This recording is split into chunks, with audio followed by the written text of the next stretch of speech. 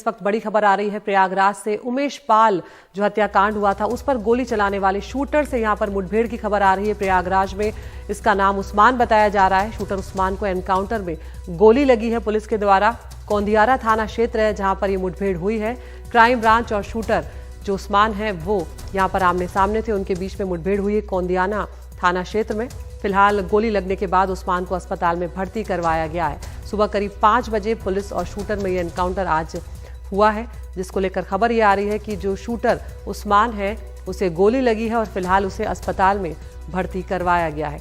तो उमेश पाल हत्याकांड हमने देखा है कि किस कदर उसने यूपी की सियासत को गरमा दिया था। उसके बाद से ही योगी सरकार जो है वो लगातार अतीक अहमद से जुड़े जो करीबी लोग हैं उन पर बुलडोजर की कार्रवाई जो है वो लगातार करती हुई नजर आ रही है। अतीक अहमद के करीबी जो है वहीं पर बताया जा रहा है, उसी के घर पर आकर शूटर रुके थे।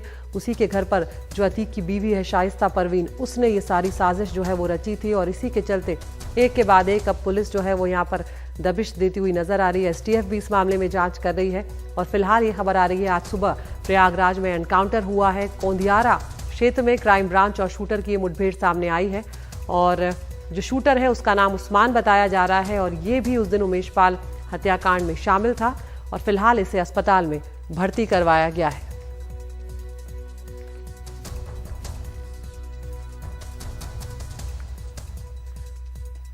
तो उमेश पाल हत्याकांड हम जानते हैं कि किस तरह से उसने उत्तर प्रदेश में सियासत को खासा गरमा दिया और उसके बाद लगातार सुरक्षा को लेकर यहाँ पर सवाल उठ रहे थे। ये भी यहाँ पर जानकारी आ रही है कि उसका नाम विजय उर्फ उस्मान था। 50,000 का इनाम भी उस पर रखा गया था और पुलिस का यहाँ पर ये भी कहना है कि फिलहाल उसको जो स्वरूप रानी अस्पताल है वहाँ पर भेजा गया है। और उमेश पाल जो है उसकी हत्याकांड में ये शामिल था, ये शूटर, और जिसने पहली गोली उमेश पाल और सिपाही को मारी थी। ये भी फिलहाल यहाँ पर जो क्राइम ब्रांच है उसकी तरफ से जानकारी निकलकर सामने आ रही है। तो यूपी क्राइम ब्रांच के साथ एनकाउंटर यहाँ पर हुआ है। उमेश पाल हत्याकांड में जो शूटर था, जिसने बताया जा रहा है कि पहली गोली उमेश पाल को इसी शूटर उस्मान ने मारी थी, उसके साथ क्राइम ब्रांच की मुठभेड़ हुई है।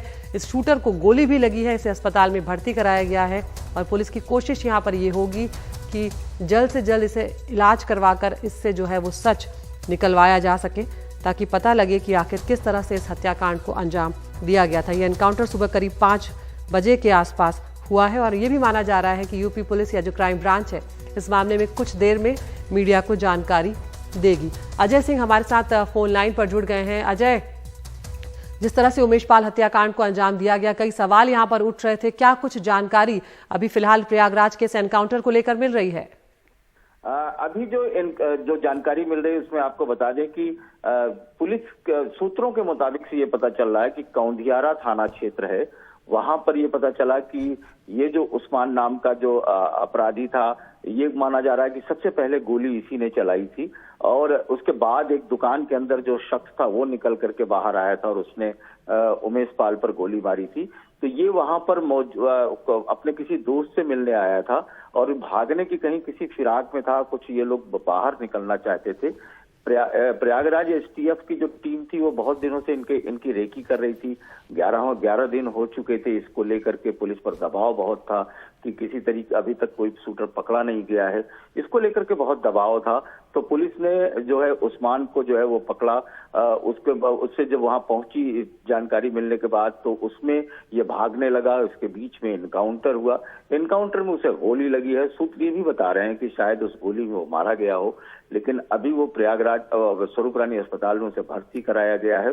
और आप अगर सीसीटीवी फुटेज देखेंगे अदिति, तो उसमें जिस तरीके से उमेश पाल की गाड़ी आकर के रुकती है, उमेश पाल की गाड़ी आकर के रुकने पर जब दरवाजा खोल के वो बाहर निकलते हैं तो अभी जो सूत्र बता रहे हैं कि जैसे ही एक शख्स दौड़ करके आता है और वो गोली मारता है। एक शख्स दुकान के अंदर खड़ा होता है और वो टोपी लगाया होता है, तो इसके गोली चलाने के बाद फिर वो दुकान वाला शख्स भी बाहर निकलता है जो गोली चलाता है।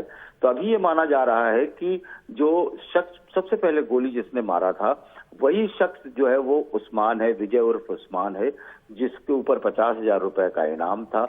ये माना जा रहा है कि अतीक गैंग का शार्प शूटर रहा है।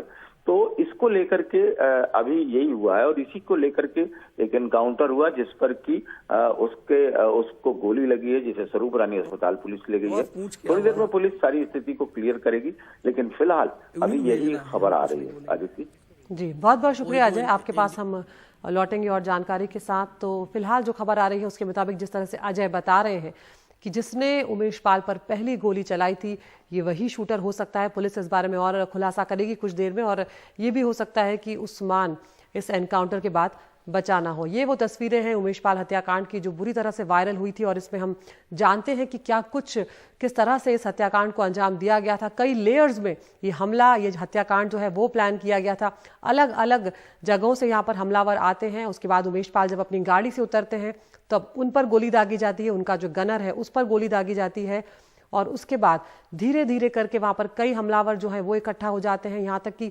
बम तक वो हमलावर लेकर आए थे, और जब उमेश पाल को गोली मार दी जाती है उसके बाद वहां पर बम फेंका जाता है ताकि पूरे इलाके में एक दहशत जो है वो कायम की जाए। तो अलग अलग आपको हम तस्वीरों के जरिए ये भी दिखा रहे हैं कि कितने हमलावर थे। यहाँ पर करीब 8 हमलावर थे जो यहाँ पर पहुंचे थे और उन्होंने उमेश पाल हत्याकांड को अंजाम दिया था। और आज अब ये खबर आ रही है, एक बड़ी खबर, प्रयागराज में एनकाउंटर हुआ है क्राइम ब्रांच का, जिसमें एक शूटर जो है जिसने उमेश पाल को पहली गोली मारी थी वो फिलहाल घायल हुआ है।